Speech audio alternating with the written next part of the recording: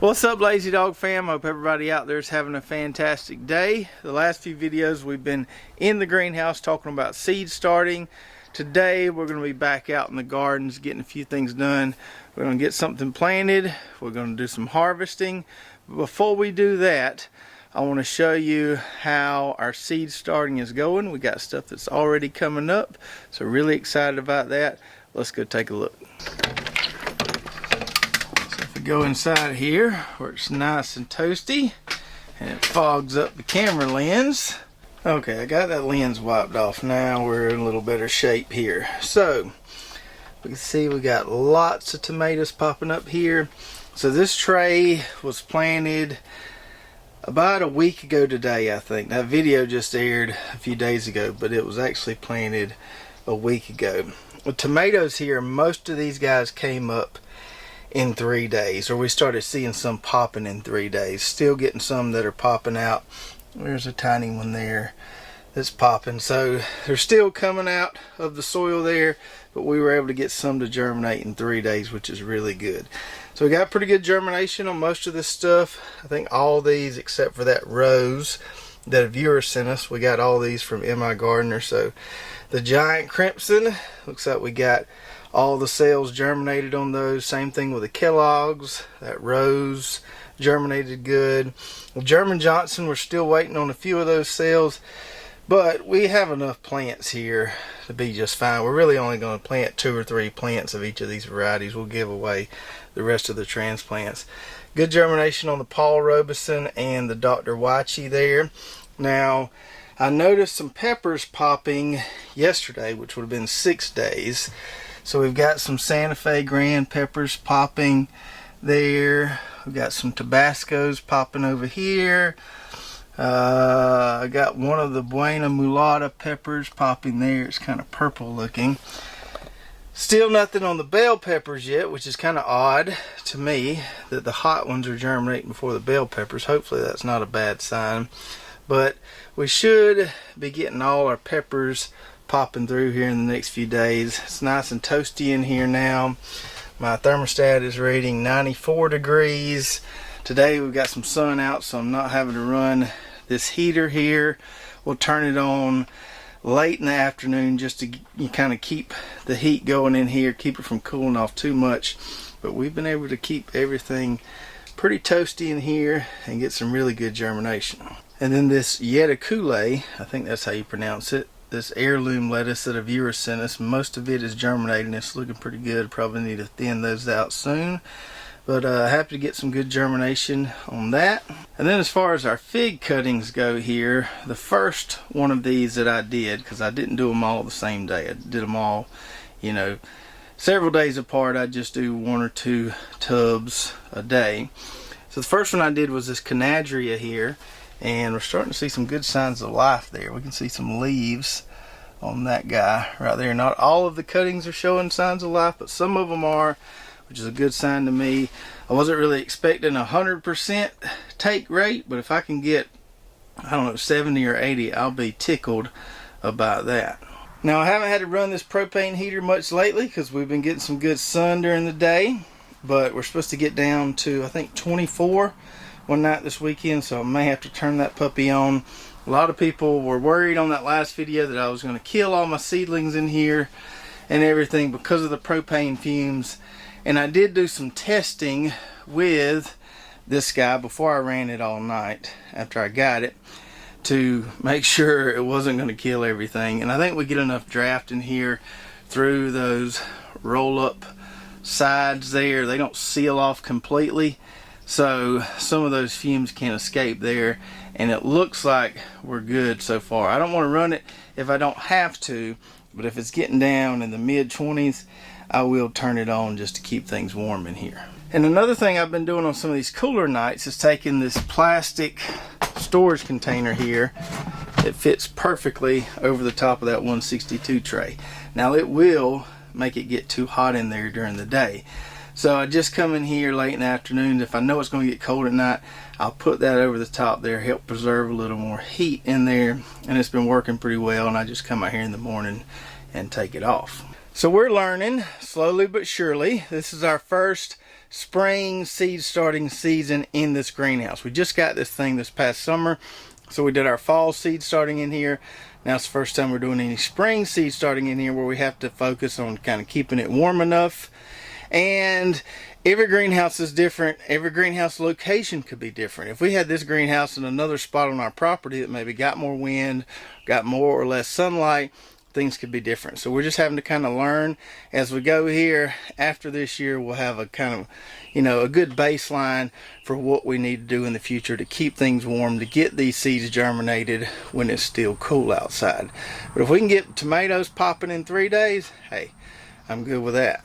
So now let's talk about what we need to plant in the garden today. I've got some celery here that has been in these trays for a very, very long time.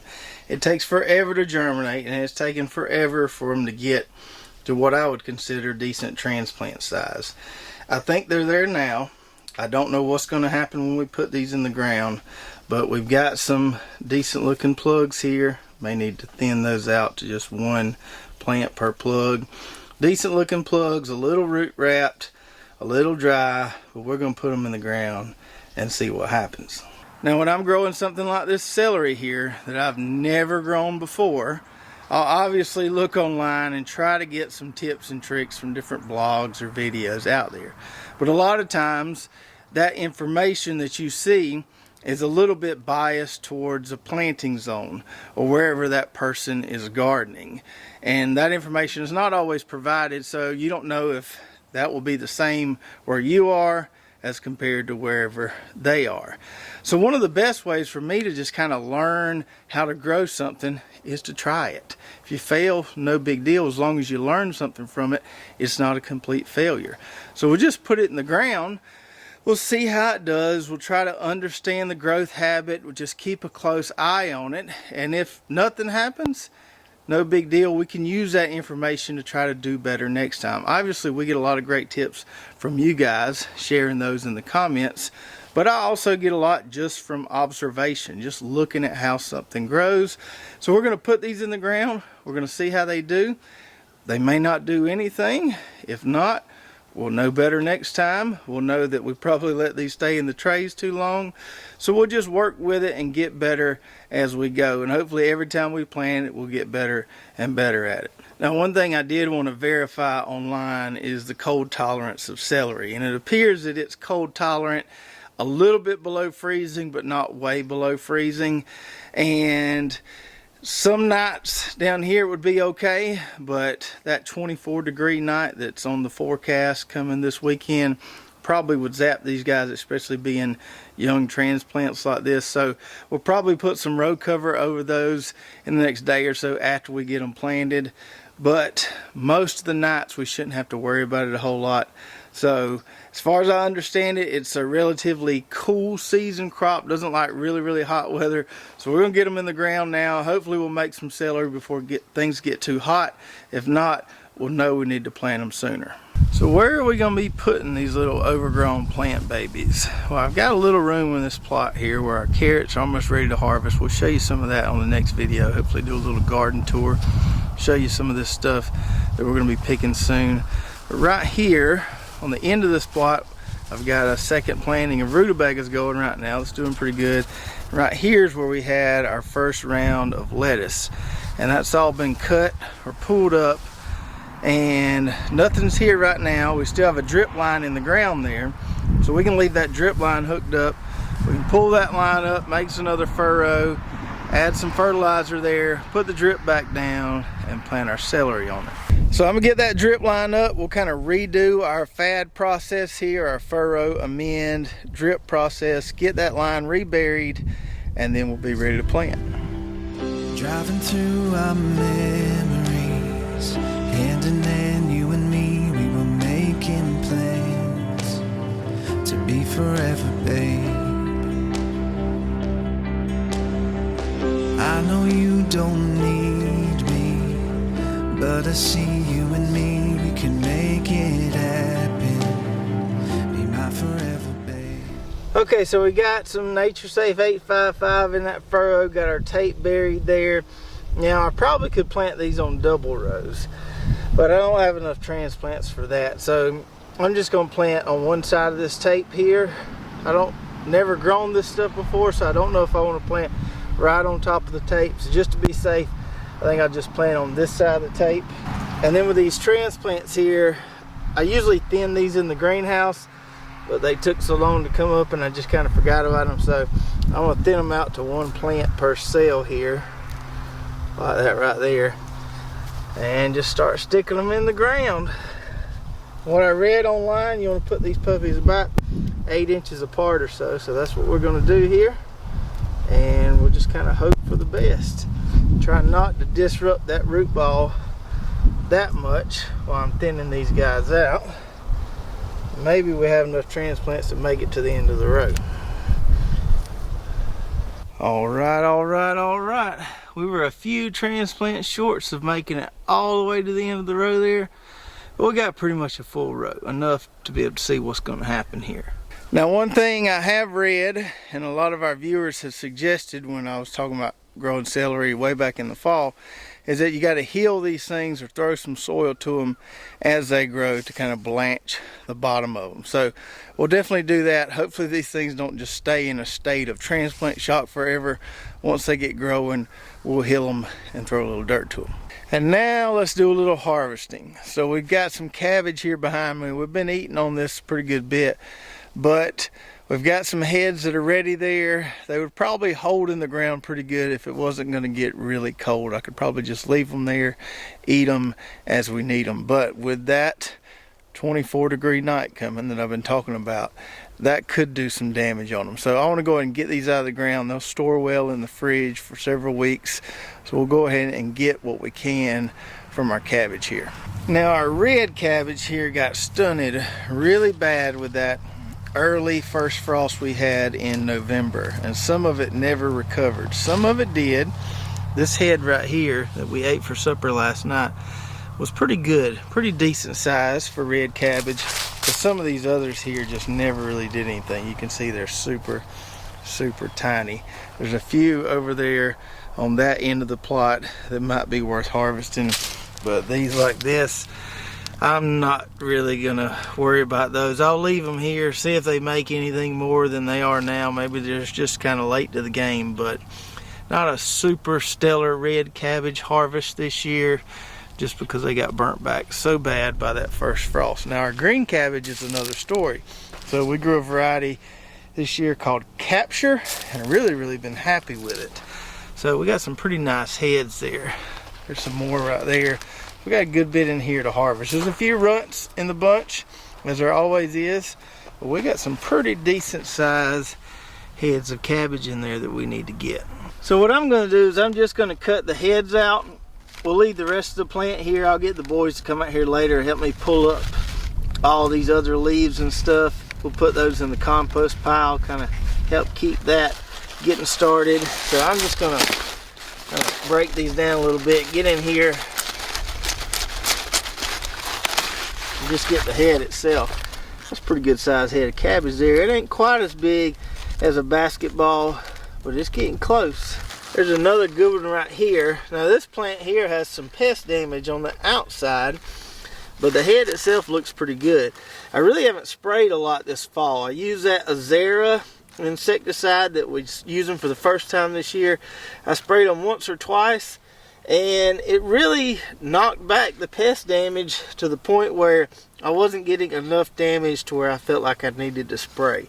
A little bit of this right here doesn't really worry me too much. And if I can not spray or spray just a few times and get by with this right here, that's a lot better than having to spray every week. So really been happy with that Azera so far. We'll be using a lot of that this spring too. I should have sharpened my knife before I came out here to do this.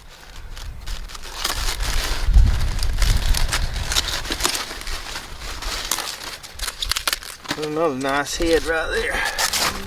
Leave the light on for me, oh, honey, let me down slowly. I've never been a dreamer till I met you.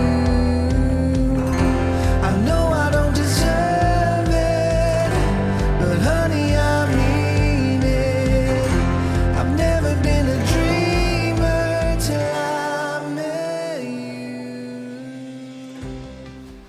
So we got us a pretty good little mess of green cabbage right there. Some big ones, some small ones. Let's take these over to the compost pile and get them cleaned up a little bit.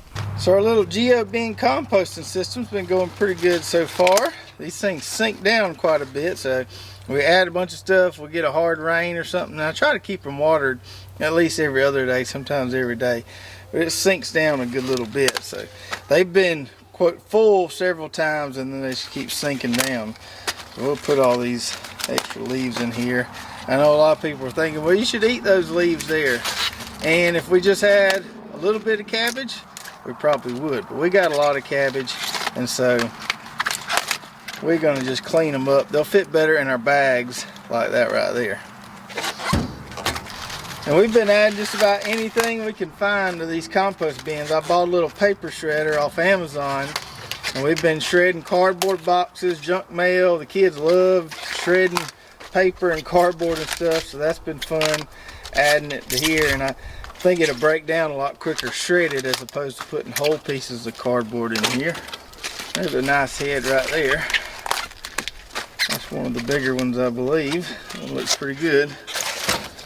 So as far as adding stuff to these bins, I've been trying to add some green, then brown, and kind of alternate green and brown. So we add a lot of leaves like this, and we'll add some shredded paper and stuff like that. Just kind of keep it alternating. I did add some shavings from the chicken tractor, which had some chicken manure in it. That should give us some good nutrients there. And hopefully we get some fungal stuff going in here pretty soon. Help get all this stuff broken down well. So that's what we got there after we get them all nice and cleaned up. That's probably the biggest head right there. Almost as big as a basketball. That's probably the smallest head right there. About the size of a little kid's play ball. And then a lot of ones in between.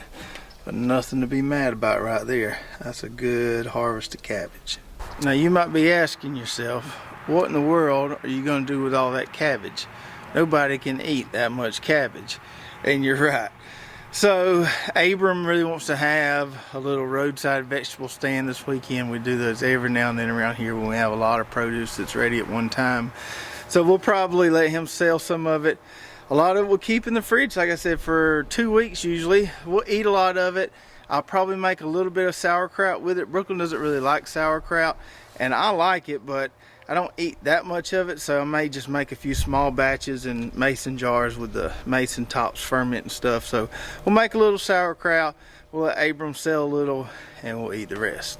And getting heads like this is a big win for me, because this is the first time we've ever grown organic cabbage. It's the first time I've ever grown cabbage without using something like 20-20-20. We just use the nature safe fertilizers, the 855 at planting, and then side dressing with a 1300, and we did pretty good with that. And we did have a little bit of help from the fact that we had the chicken tractor on that plot a little bit. We didn't cover the whole plot, we just had it in a couple little spots prior to planting there, and I can kind of tell where that chicken tractor was. It wasn't where this cabbage was, but I can tell the spots where the chicken tractor was. So the chicken manure in the soil obviously really helps too. If you want to grow really big cabbages, I think chicken manure is the way to go. Incorporating it into the soil or having a chicken tractor graze the plot ahead of time, that's the way to get really big cabbages. But most people are happy with something like this. And here's this Azera insecticide I was telling you about earlier. We did a video on this back in the fall when we got it and we started using it. Now, this stuff here is a little pricey. You can get this from Seven Springs. This little bottle here is about 30 bucks, and a lot of people balk when they see the price of it. But hear me out.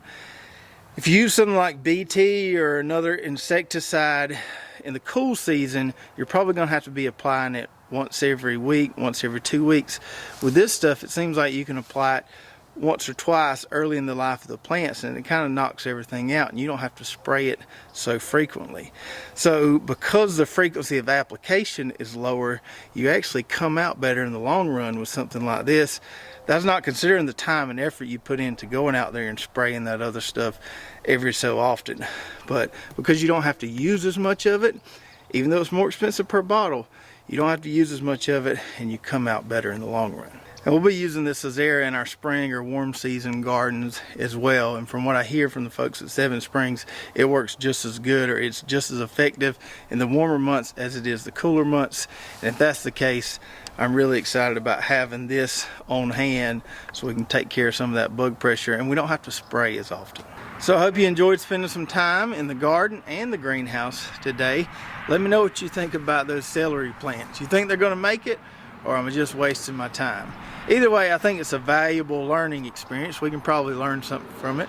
But if you have any good celery tips, any things I should definitely do, let me know. Put that in the comments below. And don't forget to go check out our website, lazydogfarm.com. We've got all our affiliate companies listed there. We've got some Lazy Dog Farm merch, our garden blog, lots of good information on our site there. And if you enjoyed this video, make sure to subscribe, hit that notification button, like and share, and we'll see you next time right here at Lazy Dog Farm. Oh, farewell. By the beauty of your life,